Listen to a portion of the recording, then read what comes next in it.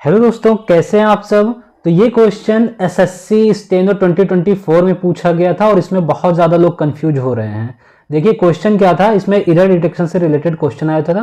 पूछा था Vishnu and his friends were listening to the radio all mornings. अब देखिए यहाँ पर 40% लोगों ने ही इसका सही जवाब दिया है, जबकि यहाँ 60% लोगों ने इसका इनकरेक्ट आंसर दिया है। अब ये समझ लीजिए कि कंपटीशन कहाँ जा रहा है और लोगों का इंग्लिश में इतने कम मार्क्स क्यों बनते हैं। यही रीजन है कि वो क्वेश्चन को बिना पढ़े, जबकि जब नो एरर का क्वेश्चन आ जाता है तो वहां सबसे बड़ा टास्क यही रहता है। देखिए मैंने एक्सप्लेनेशन में जबकि लिखा भी है dare to choose no error, तो बहुत कम लोगों के पास डेयर होता है, वो नो एरर चूज करते हैं। तो इस वजह से एग्जाम में नो एरर का क्वेश्चन पक्का बनता है। अब देखिए यहाँ नो एरर है क्यों, इसको समझिए।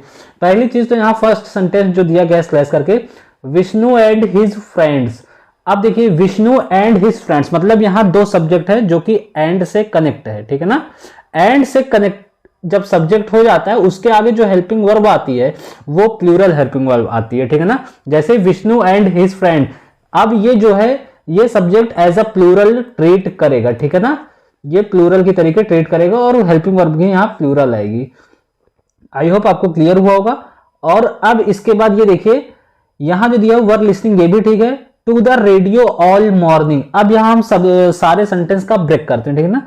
विष्णु एंड हिज फ्रेंड्स, ये यहां पर सब्जेक्ट का काम कर रहा है जो कि सेंटेंस का एक सब्जेक्ट है।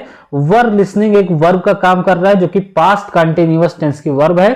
टू द रेडियो, ये यहां पर प्रेपोजिशनल फ्रेज है। टू द रेडियो जो कि किसको मॉडिफाई कर रहा है, ये लिसनिंग को मॉडिफाई कर रहा है, ठीक है ना। और यहां जो ऑल मॉर्निंग दिया गया है, यहां पर बहुत से लोगों को कमेंट आया कि यहां ऑल मॉर्निंग नहीं होना चाहिए, जबकि ये ऑल मॉर्निंग बिल्कुल ठीक है। ये ऑल मॉर्निंग भी एक एडवर्बियल फ्रेज है जो कि लिसनिंग को मॉडिफाई कर रहा है, ठीक है ना।